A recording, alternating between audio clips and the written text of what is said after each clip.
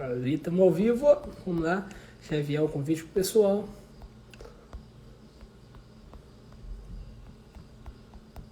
O Instagram vai avisando. Pastor Lázaro chegando com a gente.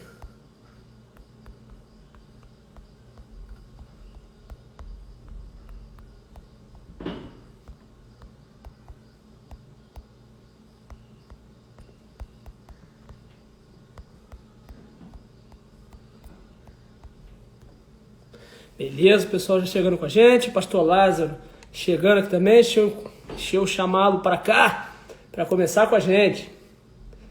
Vamos lá. Aqui.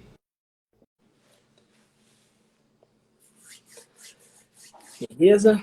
Ah, agora sim. Deixa eu até Opa! aqui, ó. Boa noite, Pastor Lázaro. Boa noite. E aí, tudo bem? Tá me ouvindo bem? Tudo na paz, caminhando, né? Inclusive, eu queria já de começo, já de cara, tirar uma dúvida que talvez seja uma dúvida do pessoal. É Certo. Lázaro Laison ou Lázaro Laison? É Lázaro Leison. Leison? Olha só. Leison, Então é mais é uma invenção do meu pai. Ele viu esse nome americano aí, eu acho que em algum filme, alguma coisa aí disse, eu vou botar esse nome no meu filho. Aí inventou essa história aí. Não, eu vou ser sincero pra você. Eu gosto muito do meu nome. Eu tenho a tendência de achar que o meu nome é o mais bonito do mundo, né? Só que eu fiquei com uma inveja santa quando eu vi, ó, Lázaro Leison. Eu falei, rapaz, mas soou bonito. Eu gosto de Nico Bruno, mas soou muito bonito. Legal mesmo. Agora, deixa eu te perguntar um negócio, enquanto o pessoal está gravando avisando o pessoal, deixa eu até dar uma boa noite pro pessoal aqui, né? Pessoal, dar uma boa noite pro pessoal, que eu dou boa noite para todo mundo, pastor Lázaro. Entrou na live, falou uma boa noite, né? Pessoal, ó, André, boa noite, Janes, ó, o senhor tá aqui, Emanuele, boa noite, Gustavo, Simone, Léo, boa noite, Cimarron, Sayonara, Viviane, Thalita, legal, Elisandra, Valdemir, legal, Nara, beleza. Pessoal, pediu o seguinte, só para a gente poder começar, já pediu o pessoal fazer o seguinte, duas coisas importantes que o pessoal já sabe aqui, pastor Lázaro. Sempre que a gente vai fazer a live aqui é o seguinte, tem que clicar aqui ó, no aviãozinho de papel, que também dizem que é uma seta, não sei o que é até hoje, mas clicar ali e enviar para pelo menos 30 pessoas, igual eu faço aqui, ó.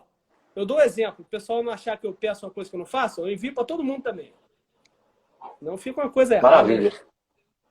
O pessoal enviar para mais pessoas estarem com a gente na live, participando, né? E cada vez a gente vai divulgando, mais pessoas participando com a gente, aprendendo mais a palavra aqui, né?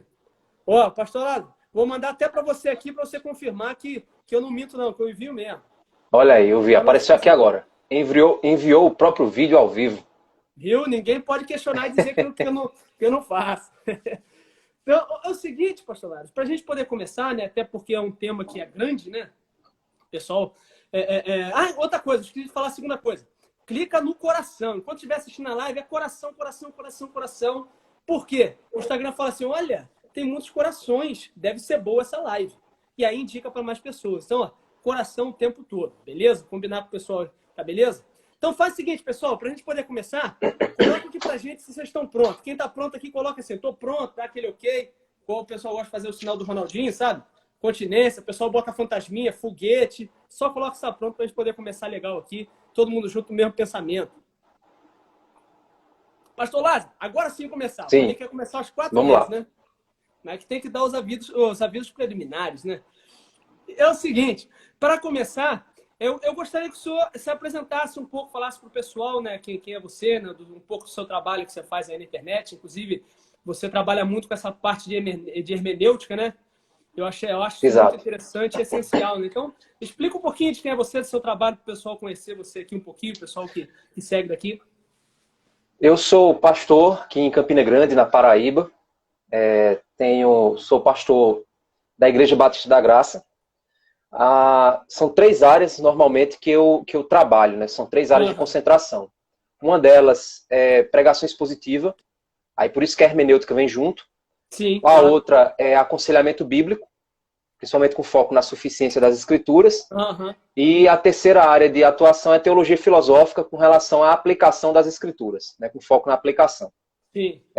Eu tenho trabalhado aqui no Instagram, tenho feito algumas atividades na internet, trabalho junto com a equipe da Consciência Cristã e do Bless, tanto na organização do evento, na coordenação do evento, Sim. quanto também na participação dos projetos. Essa parte de conteúdo, essa parte de mídias, eu participo ativamente junto com o pessoal da Consciência Cristã, do evento. Aham.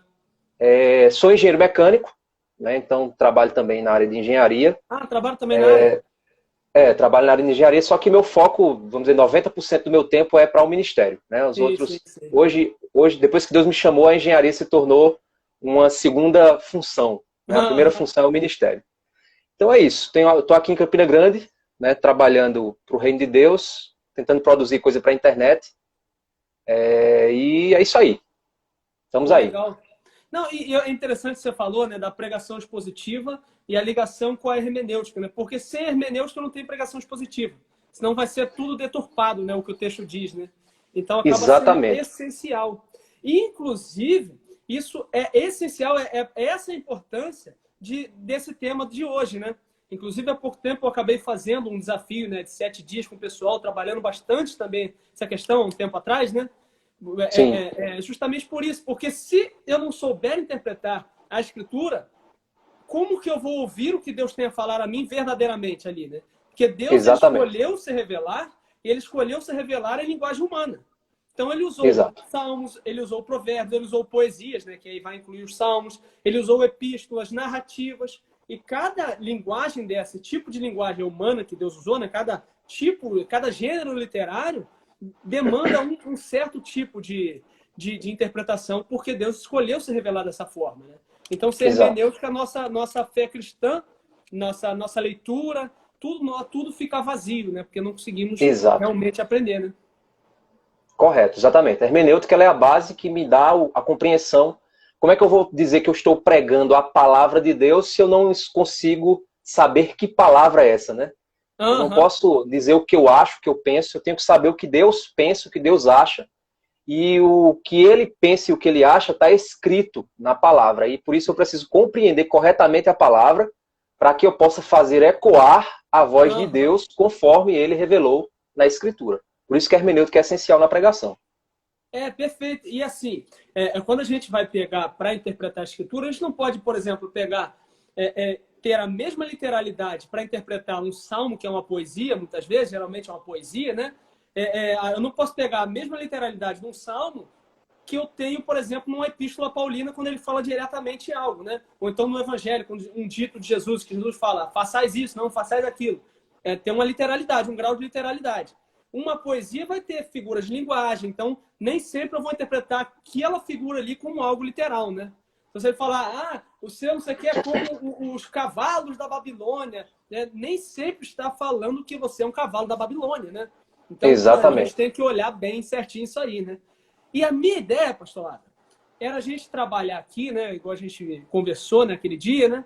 Algumas dicas práticas de como interpretar cada tipo de livro da Escritura. Então, por exemplo, epístolas, narrativas, salmos, provérbios, né? Por exemplo, Apocalipse, que o pessoal tem uma curiosidade gigante, né? Sim. Então, algumas dicas práticas que a pessoa vai poder aplicar. Claro que não dá para a gente tratar tudo exaustivamente, né, numa live, né? Mas dicas práticas que as pessoas vão poder aplicar no seu dia a dia para não cometer falácias, né, na sua interpretação, Exato. Né? Para ter a interpretação correta, né? E eu pensei o seguinte, da gente começar, e eu gostaria que o senhor falasse um pouco a respeito das epístolas, que eu creio que seja base de todo o Novo Testamento, assim, praticamente todo o Novo Testamento é formado de epístolas. E muitas das controvérsias, muitas das más interpretações que surgem de aplicação prática para a igreja e para a vida cotidiana, surgem das epístolas, né? Como que a gente pode interpretá-las assim mais corretamente? Dicas práticas. Olha, de modo geral, isso vai se aplicar a qualquer gênero literário. Você precisa compreender primeiramente que o gênero utilizado, ele também faz parte da mensagem, né? O meio também é a mensagem. Por exemplo, se eu vou mandar para você um WhatsApp, se eu mando um áudio, o fato de eu usar o áudio já é uma forma da mensagem estar sendo passada. Se eu mandar um texto, também já está intrinsecamente ligado ao meio que eu uso, está ligado à mensagem. Então a gente precisa entender que isso, para qualquer gênero literário bíblico, isso é aplicado, porque o gênero é exatamente o estilo que o autor quis utilizar, o estilo artístico que ele quis usar para comunicar, ou seja, é o meio que ele usou para comunicar a mensagem dele. Quando a gente fala de epístolas, então a gente fala de cartas que estavam respondendo ou mandando alguma mensagem para um grupo específico de pessoas. Sim. E por ser epístola, a mensagem ela é apresentada de maneira argumentativa, ou seja, são argumentos que são apresentados. Informações, argumentos, pensamentos, citações. E isso diferencia dos outros gêneros. Por quê? Porque toda vez que algo está escrito na epístola, é respondendo uma pergunta. É aquilo que a gente chama de teologia de tarefa. Então, toda a epístola ela foi escrita para responder dúvidas ou para combater heresias. Pensamentos que estavam circundando um determinado povo, aquele povo que recebeu aquela epístola. Por exemplo, eu estou fazendo uma série agora pelo Instagram, que são estudos expositivos. A gente está estudando agora 1 João. Sim. E o maior problema naquela época, né, para as igrejas que receberam aquela epístola, era exatamente o gnosticismo, que era a crença de que o corpo é algo mal e que, por ser algo mal, um Deus santo, espiritual, não poderia ter incorporado fisicamente, né, ter se tornado carne, habitado no meio de nós. E você percebe, né? Um exatamente muito forte, né?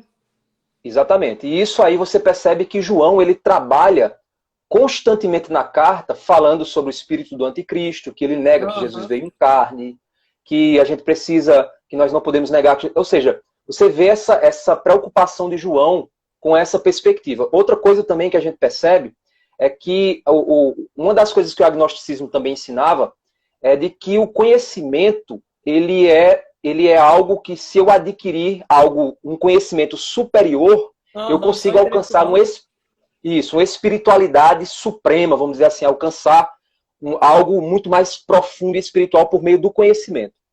E aí, dessa forma, você passava a desprezar a prática da piedade. Sim. E João, ele trabalha isso fortemente na epístola, dizendo o quê? Aquele que diz que ama a Deus, mas não ama seu irmão, é mentiroso, pois Deus é amor. Então, esse pano de fundo na compreensão das epístolas é importante para você perceber por que aquilo foi dito pelo autor, o que ele queria dizer com aquilo que ele disse, e de que maneira as pessoas que receberiam aquela carta iriam interpretar o que o autor quis dizer. Sim, perfeito. Né? Então isso é a dica, vamos dizer assim, principal para você compreender as epístolas. É porque, na verdade, elas foram escritas por um autor específico, para pessoas específicas, para responder a problemas específicos daquela comunidade, né? No caso, a gente precisa saber quais eram esses problemas, né? Ou seja, Exato. Agora, diga. O importante é que é o seguinte, os problemas específicos, eles possuem verdades eternas, ou seja, algumas asseverações, algumas afirmações para a solução daquele problema, as afirmações feitas pelos apóstolos ou pelos autores bíblicos são afirmações que possuem princípios eternos. Perfeito. Que essas afirmações que possuem princípios eternos se aplicam a qualquer público. Por isso que hoje a gente usa a Bíblia para aplicar a nossa vida. Exato. Né? Porque, exatamente por isso. Porque aquele problema ali foi resolvido para aquela comunidade utilizando aquele princípio teológico, aquele princípio eterno. Para nós, esse princípio se aplica da mesma forma, guardadas as devidas proporções na compreensão do princípio eterno. Então, é mais ou menos assim que a gente trabalha a interpretação das epístolas. É porque a palavra de Deus para nós foi primeiramente palavra de Deus para eles, né? E através disso é palavra de Deus para nós, né? Então não é porque foi escrita para um público específico, para problemas específicos, que não fale para nós também da mesma maneira, né? Salvas as devidas proporções, né? Eu costumo falar o seguinte, pastor Lázaro. Eu costumo dar a dica do seguinte: para se interpretar as epístolas, é só lembrar da regra do telefonema alheio. Por exemplo, digamos que minha mulher está aqui em casa, de repente ela atende o telefone. Ela atende o telefone e está... Não, é verdade. Não, mas isso é um absurdo. Entendi. Isso me entristece um pouco. Eu estou ouvindo a resposta dela, mas eu não ouvi a pergunta do outro lado, né? Exato. E com as epístolas acontece a mesma coisa, né? Nós temos as respostas de Paulo, mas não temos ali claramente, geralmente, as perguntas, ou seja, o outro lado, né? Então, qual é a tentativa que a gente deve fazer? Lembrar da regra do telefonema alheio, quando eu estou ouvindo um telefonema alheio, de tentar descobrir qual é a pergunta, ou seja, qual foi o motivador que fez Paulo falar aquilo ali, qual é o problema, qual é a questão que foi levantada que fez Paulo afirmar essas verdades, como você disse, eternas, né? Isso facilita bastante para se entender as epístolas e não cometermos erros de interpretação nelas, né? Exato. Uma segunda dica importante é você compreender que a maioria, não vou dizer a totalidade, mas a maioria das epístolas, elas se dividem em dois momentos. Os momentos indicativos e os momentos imperativos. O que é isso? Toda epístola, todo imperativo é tudo aquilo que na epístola o autor manda você fazer. Né? Despivos do velho homem, revestivos do novo homem. Então, aquilo que ele manda você fazer, aquilo que ele determina que você faça, é imperativo. Só que todo imperativo bíblico, todo imperativo na epístola, ele é fruto de um indicativo, ou seja, de uma verdade, de um princípio eterno que foi afirmado. Por exemplo, quando um ponto polêmico, quando ele diz assim, que a mulher está proibida de falar na igreja, um exemplo. Sim. Aqui, isso é um imperativo. Né? Obviamente, a gente precisa interpretar dentro do contexto, não é que a gente vai amordaçar mulheres dentro da igreja, né? Mas ele se apoia no imperativo, no indicativo. Qual é o indicativo? Não, porque foi primeiro criado o homem, depois a mulher, ou seja, ele apoia-se num princípio eterno, o princípio da ordem criacional, homem e mulher, para então ele arrogar, para então ele chegar até o princípio que ele dá o imperativo. Então, tudo que a Bíblia diz que você deve fazer, ela diz por que você deve fazer. Sim, qual a razão pela qual você deve fazer e quais são os riscos de você não fazer. Por isso que a nossa fé é racional, por isso que as epístolas são livros argumentativos. Sim. Porque eles trabalham exatamente toda essa argumentação para que você chegue no imperativo e o imperativo possa fazer sentido na aplicação daquela verdade eterna. Perfeito, perfeito. Por quê? Perfeita a sua colocação, porque muitas vezes a gente acaba esquecendo, né? As pessoas tendem a esquecer disso, desse detalhe importante, e achar que são só afirmações vazias, né? Não são afirmações vazias. Possuem todo o embasamento e fundamento teológico, né? E isso eu coloco teológico como verdades vindas de Deus, né? Como algo eterno, né? Como palavra do próprio Deus, né? Que embasam o porquê disso, o motivo disso, né? E as consequências, né? Daquilo que acontece. Exato. Isso que faz toda a diferença. Inclusive, já fazendo o gancho, você falou, né, do que nós devemos fazer, né? O porquê nós não devemos deixar de fazer e as consequências disso, né? E justamente um segundo ponto que gera muita controvérsia, na verdade, não controvérsia, mas muito erro interpretativo, e erro, inclusive, na hora de viver o evangelho, a vida cristã, são as narrativas bíblicas. E eu enfatizo Atos, principalmente, porque temos a tendência, aí eu falo como todos nós cristãos no geral, né? Temos a tendência de interpretar, por exemplo, Atos como um texto doutrinário. Só que Atos é uma narrativa. E uma narrativa não é uma doutrina em si. Uma narrativa é um registro histórico do que aconteceu. Pode-se formular doutrinas em cima de narrativas? Claro que pode. Porém, essas doutrinas elas são formuladas em concordância com todo o restante da Escritura. Por exemplo, nem sempre que a Bíblia narra assim que Davi foi lá e matou 300 homens, isso não está dizendo que eu tenho que ir lá e matar 300 homens. Né? Então, esse tipo de erro estrutural, porque fulano fez isso lá, então eu devo fazer. Nem sempre. E em Atos isso acontece muito. Eu foco muito em Atos porque no Antigo Testamento as pessoas cometem esse erro. Porém, nem sempre eles encaram, por exemplo, Davi. Ninguém pensa, vou sair matando 300 pessoas. Mas em Atos, você já deve ter visto muita pessoa falando, não, que a gente tem que voltar à igreja primitiva. Só que esquecem, por exemplo, que a igreja primitiva vendeu suas casas, vendeu tudo, colocou aos pés ali e foram viver ali, né? Naquele ambiente. Né? Aí pega uma parte da igreja primitiva e fala, nós temos que viver, mas esquece outra. Mas isso fruto de quê? De uma interpretação doutrinária de um texto narrativo, sendo que ali não está registrando uma doutrina. Toda igreja deve ser assim, mas apenas dizendo que aconteceu assim, né? Tanto que a gente vê indícios em Atos mesmo de que a igreja fora de Jerusalém não vivia da mesma maneira que vivia de Jerusalém, e não é dito como crítica, por exemplo, né? Exato. A narrativa, ela tem um aspecto interessante, porque o próprio nome já está dizendo narrativa, ou seja, está narrando. o gênero narrativo ele não está preocupado em te dar lição de moral, né? Ele não está preocupado em te ensinar doutrina. O gênero narrativo está preocupado em narrar fatos, em dizer para você os atos dos personagens e deixar você compreender os atos de Deus por trás da narrativa. Sim. Ou de modo direto, ou de modo indireto, como é o caso, por exemplo, de Esther, que é um livro que você não vê sendo citado o nome de Deus, mas nós vemos que a narrativa narra fatos que mostram a soberania de Deus por trás de todas as coisas. Então, quando a gente lida com narrativa, a gente precisa compreender que o objetivo principal da narrativa não é me dar lição de moral, mas é narrar fatos. E como eu estou narrando fatos, esses fatos eles acontecem no tempo e no espaço. E como eles acontecem no espaço... Opa, voltou, né? Como ele acontece no tempo e no espaço, então eu preciso entender que o fato que está ocorrendo, ele está ocorrendo para revelar de que maneira Deus está progressivamente atuando e revelando-se no seu plano redentivo. Então, quando Deus está se revelando no seu plano redentivo, ele se revela utilizando-se dos personagens e dos fatos que estão acontecendo com os personagens. Tanto as ações corretas dos personagens, quanto as ações erradas dos personagens, acabam contribuindo, né, como um todo soberano para a ação de Deus. Então, para você poder interpretar uma narrativa, primeiro você precisa compreender o tempo em que aquela narrativa, a qual tempo aquela narrativa se refere, qual a cultura que estava no contexto daquela narrativa, qual o momento da progressão da revelação de Deus nós estamos lidando com aquela narrativa, e o que é que aquela narrativa está contribuindo para esse propósito maior do plano redentivo de Deus.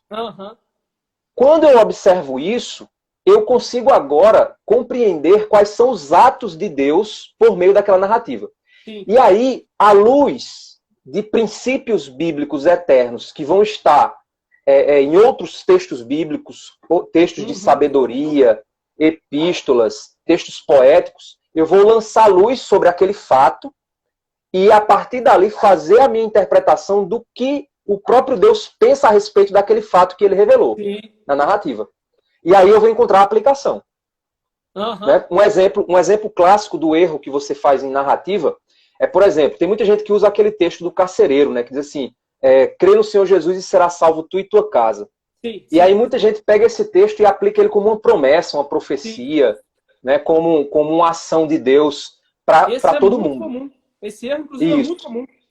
Exatamente. E, na realidade, aquilo ali é uma profecia que está sendo relatada, uma profecia que Paulo fez para o carcereiro, e a profecia que Paulo disse ao carcereiro se cumpriu no próprio livro de Atos, na sequência. Sim.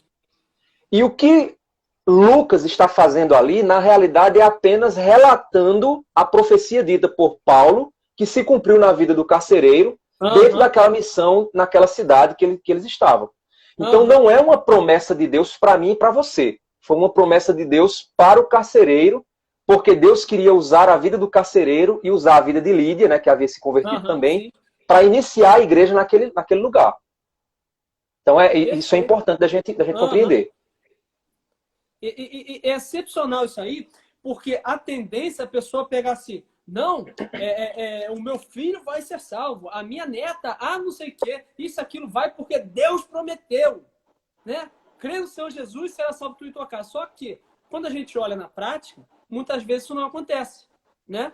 Algumas vezes isso não acontece. A pessoa se converteu e por causa disso todo mundo foi salvo, né?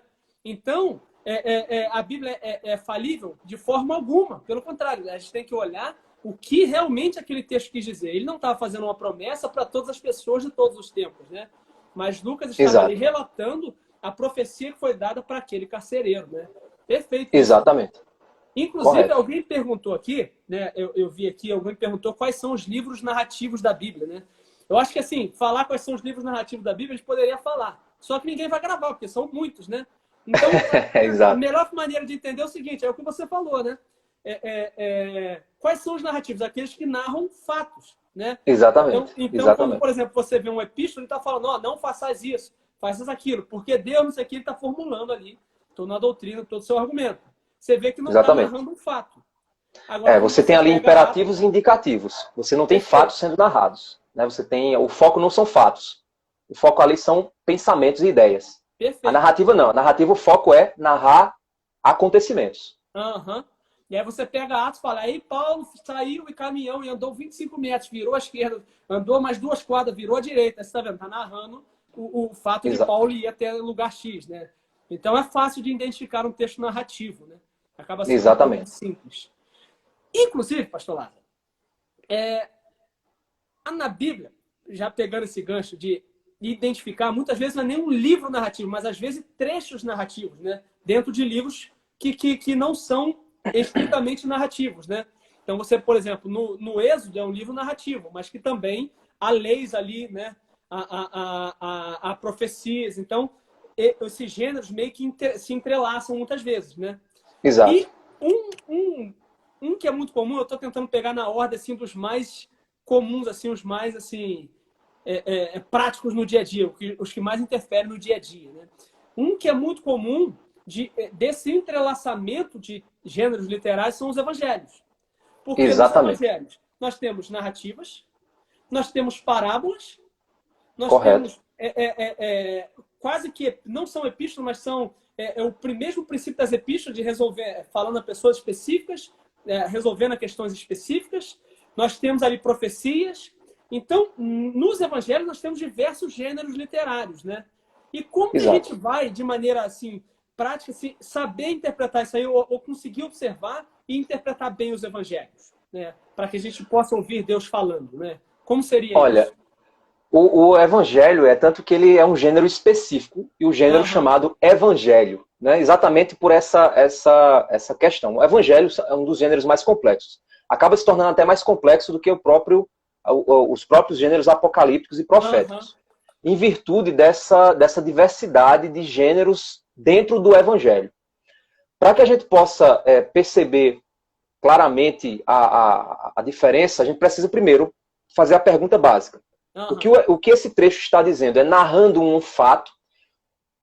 Narrar um fato significa uma cena, um acontecimento. Dia tal, no dia seguinte eles foram para tal coisa. Ou seja, você percebe que o autor está narrando um fato. Dentro de um fato, você tem aí os personagens fazendo afirmações, ensinos. E nesse caso, você tem, por exemplo, o Sermão do Monte. Né? O Sermão do Monte, apesar dele ser relatado como se fosse um sermão só, mas muitos especialistas afirmam que ele foi uma série de sermões, né, expressos por Cristo, e que os evangelistas, quando registraram, eles registraram como sendo um sermão único. Né? Então você vê ali uma sequência de ensinos.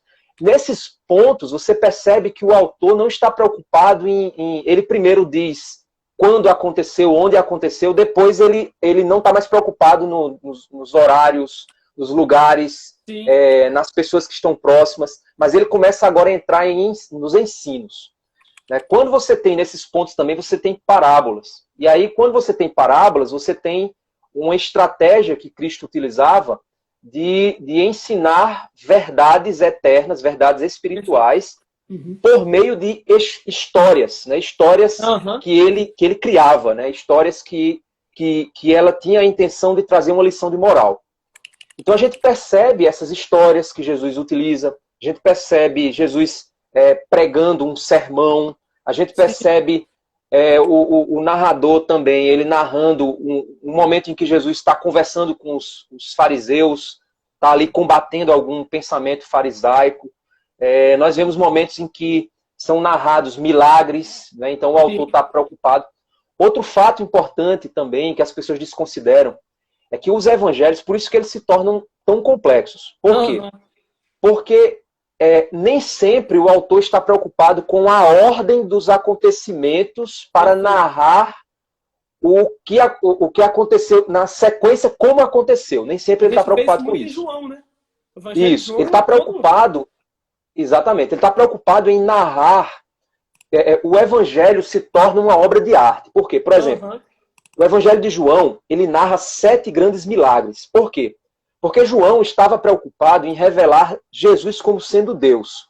Sim. E existe uma sequência de 7 milagres fantásticos que revelam aspectos da divindade de Cristo. Eu sou a ressurreição e a vida, a multiplicação dos pães, né? Então, uma sequência de milagres, 7, que revelam aspectos da divindade de Cristo. E João quis colocá-los em uma ordem específica que dava a ideia da revelação dessa, ou seja, mesmo que não tenha acontecido naquela ordem, sim, mas perfeito. Ele se preocupou em narrá-los de modo a apresentar uma peça teatral, vamos dizer assim, que revelava uma mensagem na estrutura do conteúdo. Isso ocorre com Mateus, isso ocorre com... Ou seja, Mateus você vê uma preocupação muito com as profecias, porque ele tinha um público judaico. Então você vê muito isso. Você vê Lucas muito preocupado com fatos. Lucas ele se preocupa com detalhes, ele é muito mais histórico, biográfico. Quando você vai lá para Marcos, ele está muito mais preocupado com a ação, porque ele era um livro voltado para romanos. Então os romanos eles tinham muito essa ideia de militar, de batalha, de ação. Então você vê que é um livro pequeno, mas que narra muitos fatos ocorrendo, que parece que Jesus nem descansa, nem para de um ponto para o outro. Ou seja, isso são pontos que estão dentro dos evangelhos e que revelam verdades interessantes. Porque, na verdade, os evangelhos, né, eles têm uma preocupação primordial, né? E essa preocupação, acima de tudo, é uma preocupação teológica, né? E com o ensino, né? O ensino dessa verdade que está sendo revelada ali, né? Então você vê, por exemplo, em Marcos muito aqui o segredo messiânico, né? Você vê muito mais enfatizado esse segredo em Marcos do que em outros, né? Isso aqui, mas não fala para ninguém. Vai lá e apresenta-te quieto ao sumo sacerdote, né? E você vê que depois o Messias vai sendo tomado, né? Essa forma, o Messias, o grande Messias, que chega. Né? Então, cada um ele tem o seu propósito. Né? Muito mais do que relatar, narrar biograficamente fatos, esse é o ponto que eu quero chegar, né? A preocupação dos evangelhos é teológica, assim, né? Então, por exemplo, se fosse o objetivo ser uma biografia, seria uma biografia muito furada. Porque pouco se tem a respeito do nascimento de Cristo, pouco se tem a respeito da infância. O forte mesmo é a partir do seu ministério. Então, não pode ser considerado biografia, né? Por isso que ele vai entrelaçar narrativas, parábolas, né? Que como você falou, né? E aí, o que acontece? Na prática, né? Quando a gente olhar narrativas, só está narrando, muito claro que só está narrando apenas algo que aconteceu, a gente vai interpretar, né? Como se interpreta as narrativas, né? Porém, dentro dos evangelhos, as narrativas, no meio delas, como você falou, começam-se a ter ensinos e imperativos, né? Então, Jesus vem e fala isso, façais aquilo, olha, por causa disso e isso.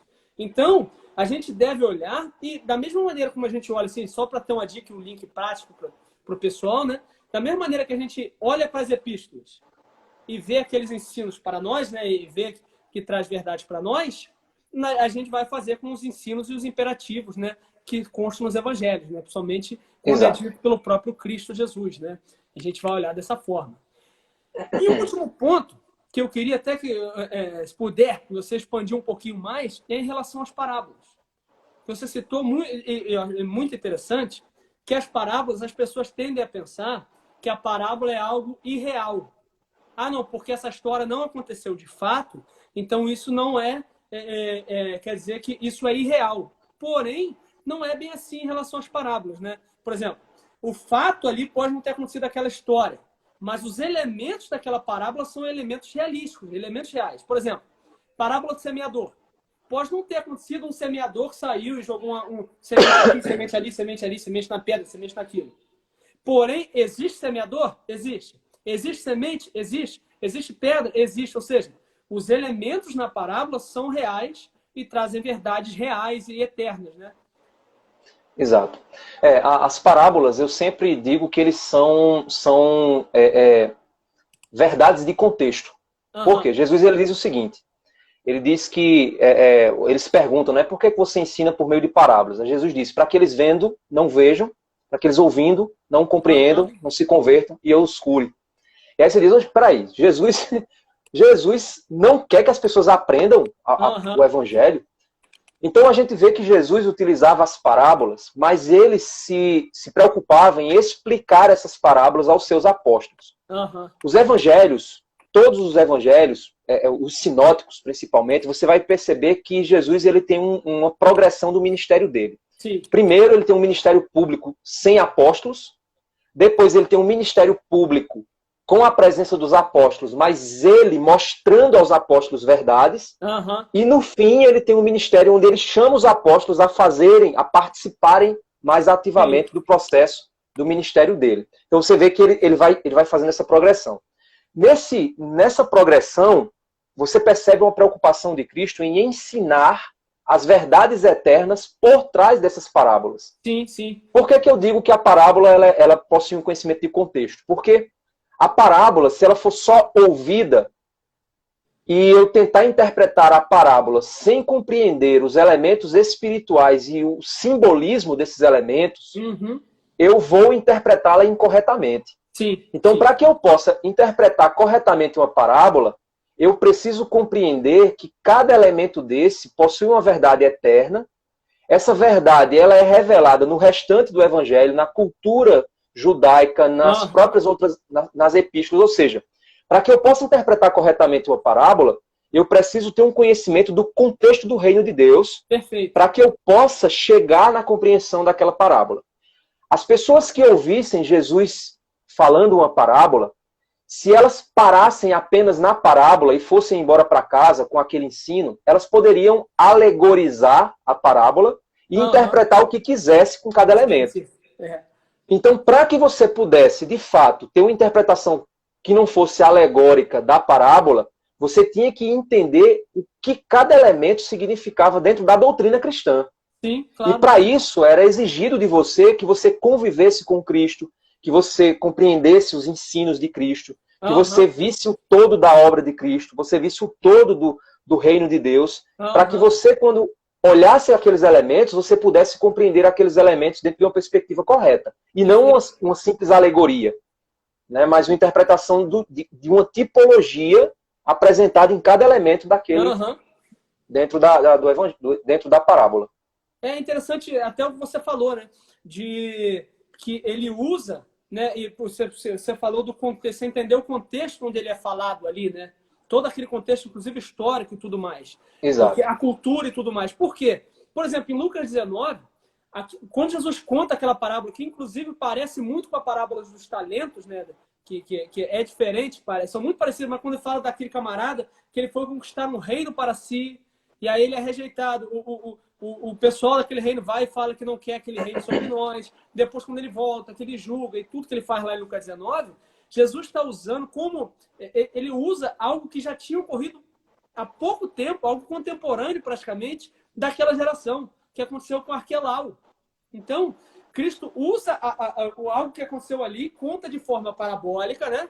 Por meio de uma parábola. Para quê? Para que ficasse muito claro o que ele queria dizer para aquelas pessoas que estavam ouvindo. Ou seja, aquelas pessoas que estavam ouvindo, tanto os discípulos como os adversários, vamos colocar assim, né? Os fariseus, e ali eram os fariseus que estavam questionando, para eles entenderam bem o que Jesus quis dizer. Então, eu não posso alegorizar. Por quê? Porque Jesus ficou claro para eles ali qual era a mensagem que ele queria falar. E é essa mensagem que a gente precisa entender. E é essa mensagem que Deus tem para nós, não alegoria, né? Do tipo, quando Zaqueu estava em cima da árvore, né? Jesus, a árvore é a igreja, então você só pode chegar a Cristo através da igreja. Ela fala, pô, inclusive isso teve essa interpretação na história. Fala, pô, se essa é a interpretação, então Jesus falou para sair da igreja. Que ele falou, Zaqueu, desce depressa, irmão. Então é para sair fora da igreja. Eu não posso alegorizar que não dá certo, né? E parar para correr esse risco. Exato, correto. E, inclusive, quando a gente fala assim, da interpretação bíblica, um ponto que gera muita curiosidade.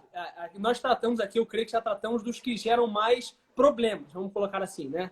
Mais erros interpretativos que geram problemas e questões práticas mesmo na nossa vida e na nossa devoção com Deus, né?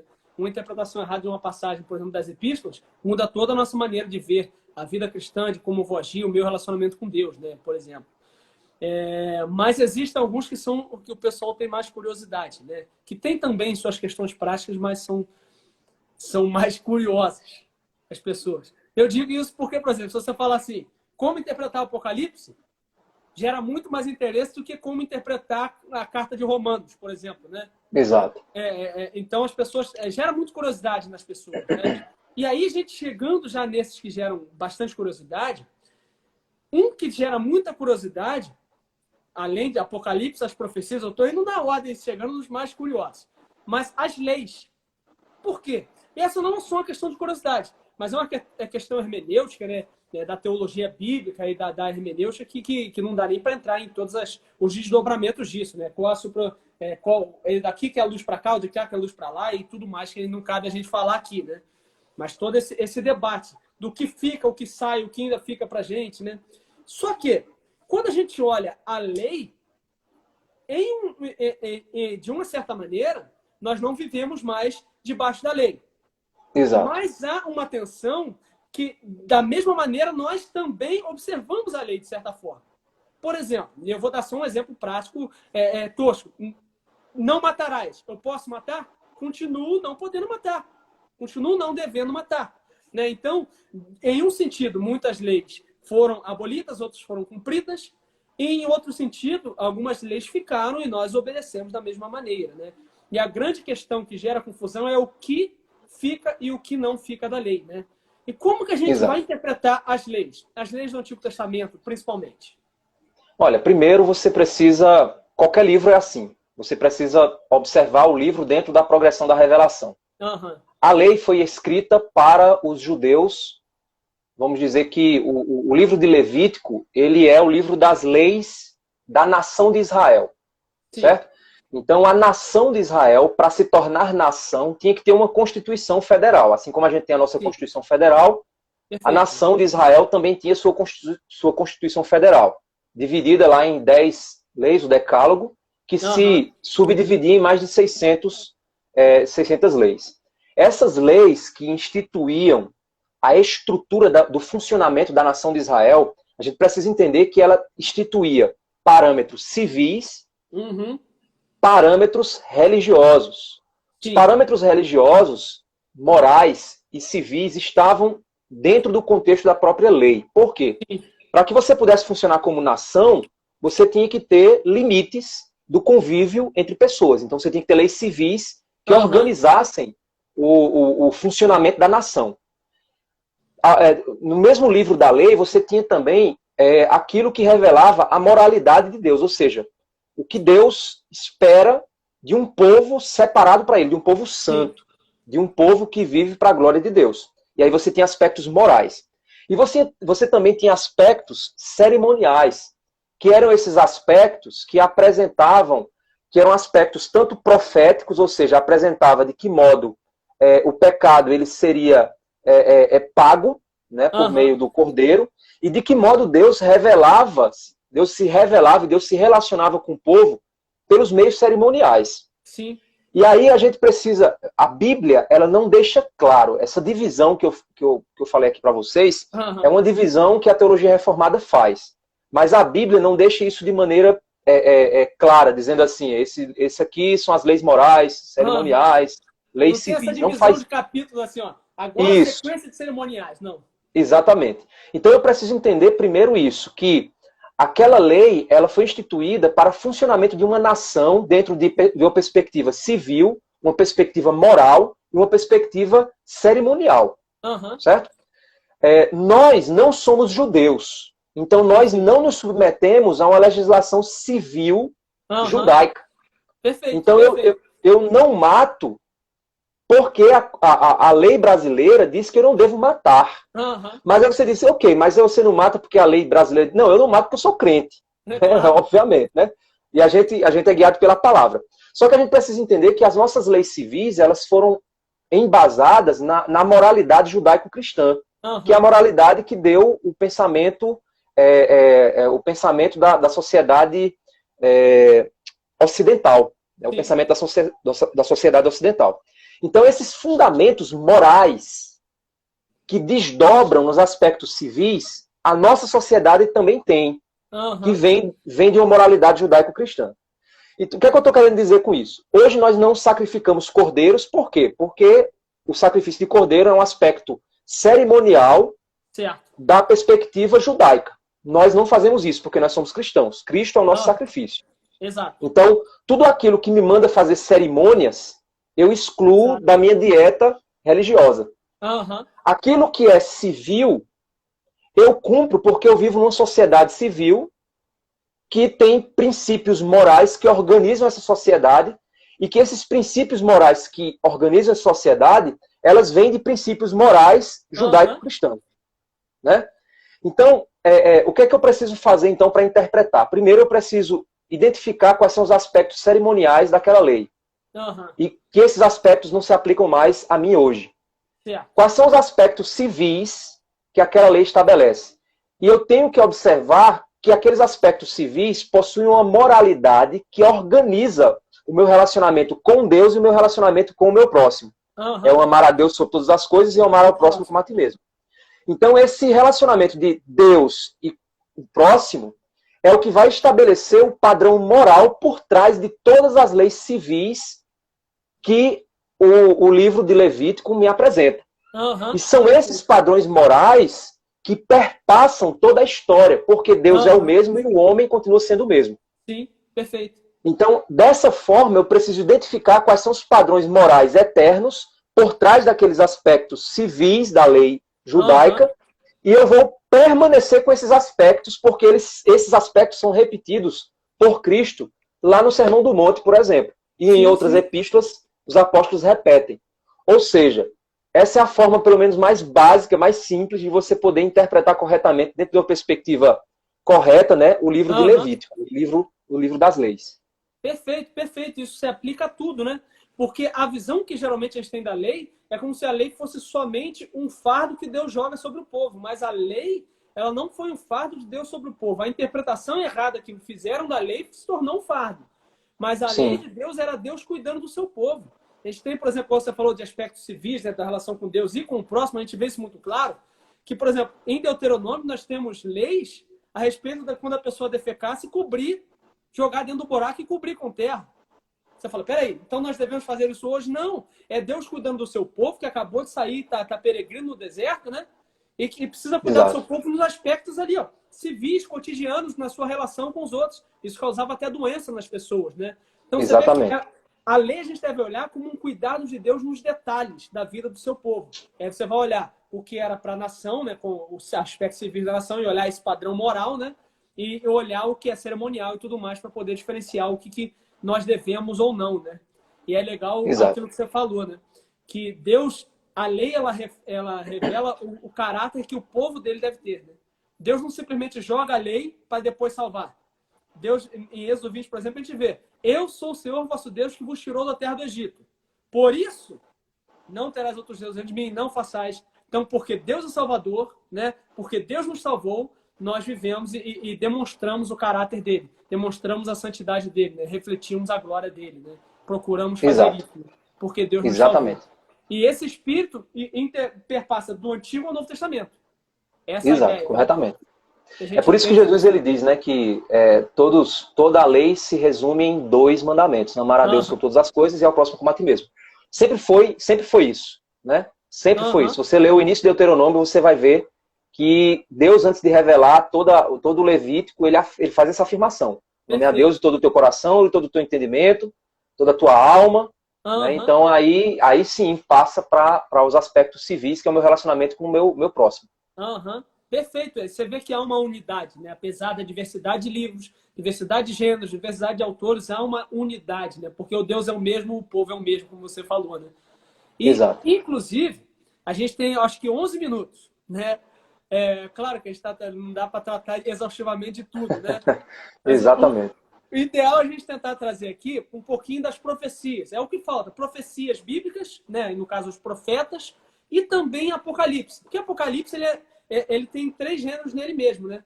Ele, ao mesmo tempo que ele é um livro apocalíptico, ele também é uma epístola, ele também é um livro profético. Então, ele tem 3 gêneros literários dentro dele, né? Então, Apocalipse também que vai envolver isso. Porém, os princípios que a gente já viu das epístolas se aplicam à parte epistolar de Apocalipse, né? Os princípios que a gente vê das profecias, dos profetas, vão se aplicar na parte profética de Apocalipse, né? E o que vai faltar de falar é a questão do gênero literário que é apocalíptico, né? mas isso também não vai fazer tanta diferença assim na interpretação, se tiver entendido bem esses conceitos, né? Como que a gente, então, pode interpretar bem os profetas, né, as profecias bíblicas, incluindo e aplicando isso em Apocalipse?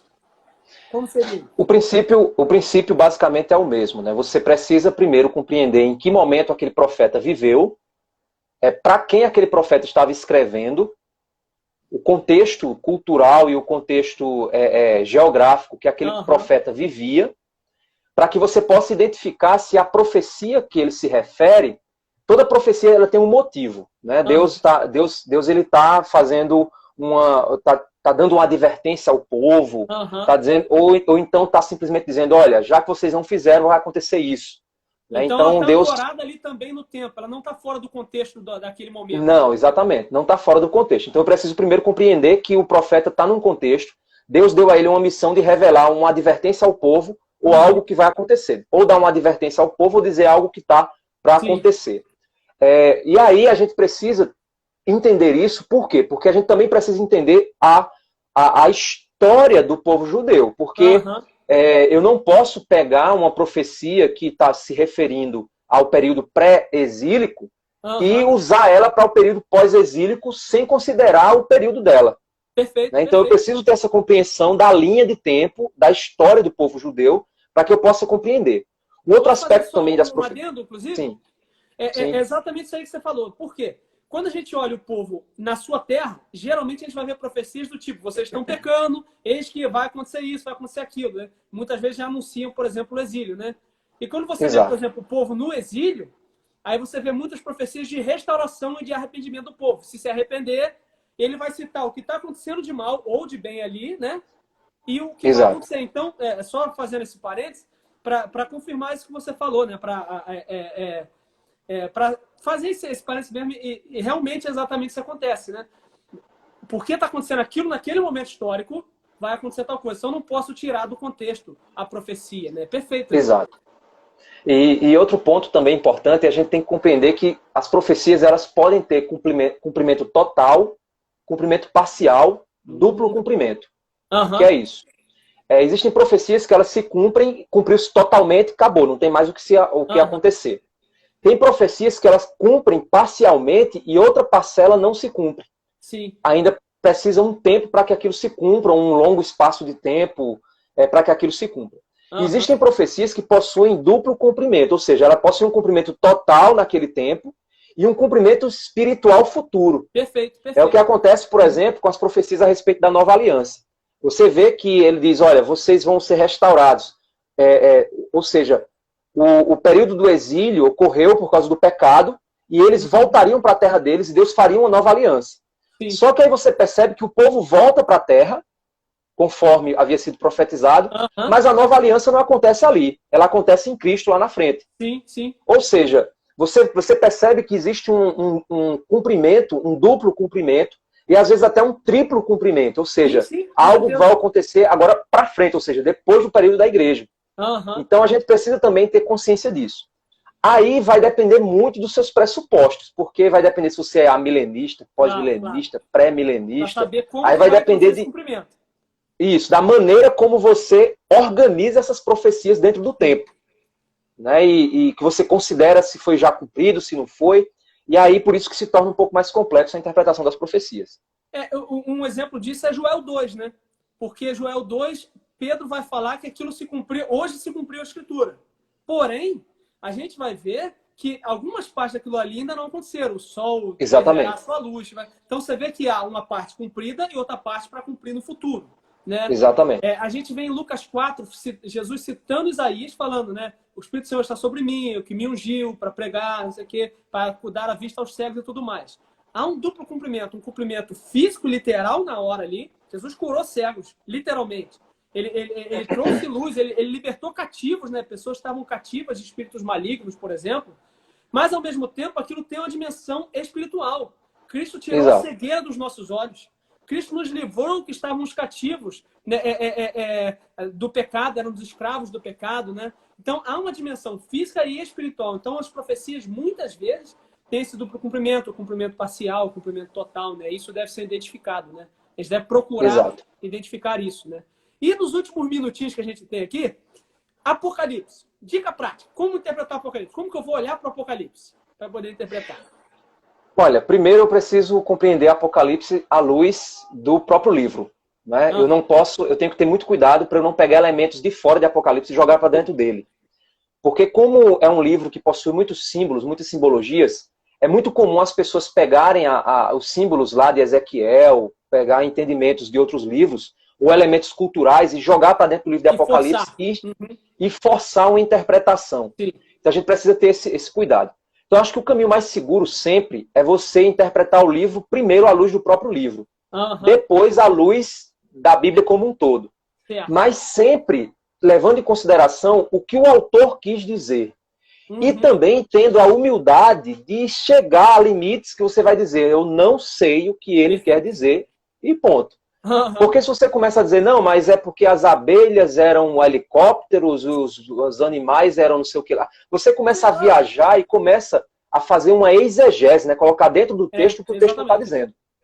Né? Então você tem que ter muito cuidado com isso. Se o texto lá diz que são escorpiões gigantes, é escorpião gigante, ponto final. O que aquilo significa, o texto não deixa claro o que aquilo significa, mas a ideia geral que o livro quer passar é que existe uma batalha, Deus é o vitorioso, o povo de Deus precisa confiar na vitória do Senhor, os elementos estão ali presentes, os elementos antagônicos, né, ao movimento de Deus, a presença da Babilônia, a presença da Jerusalém, ou seja, as duas cidades, a cidade de Deus e a cidade dos homens, que começa lá, né, Agostinho falando sobre isso. Então, assim, você tem elementos que estão presentes, que são muito fortes em termos simbólicos e que passam uma mensagem muito forte. Que não necessariamente eu preciso chegar na nuance de entender o que é a cabeça, o chifre, eu não preciso chegar nisso. Eu preciso compreender a mensagem geral que o autor quis passar e que serve para mim hoje. Perfeito. Eu costumo falar de Apocalipse. Cara, não se prenda quando você vai ler Apocalipse para poder... Por exemplo, somente uma leitura devocional, né? A pessoa acha que Apocalipse não pode ser devocional. E pode. Não se prenda ao detalhe, ao chifre de que a perna de não sei o que, a perna de gafanhoto, a cabeça. Cara, se prende na mensagem que o capítulo quer falar, na mensagem que aquele grupo de capítulos quer falar, na mensagem que o livro inteiro quer falar, né? A mensagem fica clara. Às vezes os detalhes a gente não tem como saber, né? Às vezes tem, às vezes não tem, né? Mas a gente deve olhar a mensagem como um todo, né? E aí eu creio que vai ter uma interpretação boa. Pastor Lázaro, a gente deve ter um minuto e pouco, eu queria realmente agradecer a você por essa oportunidade aqui da gente estar aqui conversando, né? Você que tem amplo conhecimento, né? Principalmente nessa área de hermenêutica, né? Não deu para a gente se aprofundar muito, é claro, né? Mas podemos, quem sabe, um dia aprofundar mais, como interpretar e fazer específicos de livros, né? De gêneros literários, né? Para tratar com mais detalhes. Mas creio que foi enriquecedor, foi abençoador para todos que estão aqui participando e para todos que vão ver também, que eu vou deixar a live salva, já respondendo o pessoal que perguntou aqui, né? De verdade, obrigado mesmo, fiquei muito feliz. Inclusive o senhor é sensacional na maneira de explicar, na didática e tudo mais. Muito obrigado mesmo. Obrigado também pelo convite, né? Eu fico feliz aí pelo convite. E Deus abençoe, né? Esse ministério que você tem aí, Deus tem lhe movido, e que a internet seja um ambiente aí para gerar bom conteúdo. Amém, amém. O objetivo é sempre esse, né? Trazer edificação, né? Para o pessoal, né? É para nós mesmo. Quando a gente ensina, a gente aprende até mais do que quando a gente está só estudando. Né? Eu vejo isso muito, né? A gente ensinando, a gente acaba aprendendo muito também, edificado junto. E aí é o seguinte, já queria pedir ao pessoal fazer o seguinte, tira um print dessa live, tira um print aqui agora, ó. Faço até viu? Fiz assim, ó. Tira um print da live, ó. E posta nos seus stories. Tira um print da live, pessoal. Posta nos stories, marca lá Lázaro Leison, né? Leison. Lázaro Leison e marca lá @teologia em série também. Marca a gente lá para a gente poder divulgar, a gente reposta lá, a gente divulga mais. Cada vez mais pessoas podem ser influenciadas por isso, né? Ver que está aqui aprendendo da palavra do Senhor e podem estar participando com a gente, né? Em próximas lives e cada vez mais pessoas podem crescer no conhecimento de Deus. Então, tira o print, posta nos stories para a gente poder divulgar cada vez mais. Quem é do pastor Lázaro? Clica aqui no meu coisa aqui, vai no meu perfil, me segue lá que eu respondo pergunta todo dia, né? Procura responder de verdade, pastor Lázaro. Respondo com detalhes, citando o texto. Muito bom. Eu demando horas, eu prefiro demorar horas e responder e realmente ajudar. solucionar a dúvida, né? Do que só falar meia boca, né? Então, eu procuro ter cuidado nisso, né? E também vai lá, e o pessoal do meu aqui, que não conhecia o pastor Lázaro, segue lá que ele faz comentários positivos, é live sobre hermenêutica, sobretudo postagens excelentes. Então, segue lá que é uma ótima fonte de conteúdos. Que apesar de perfis diferentes,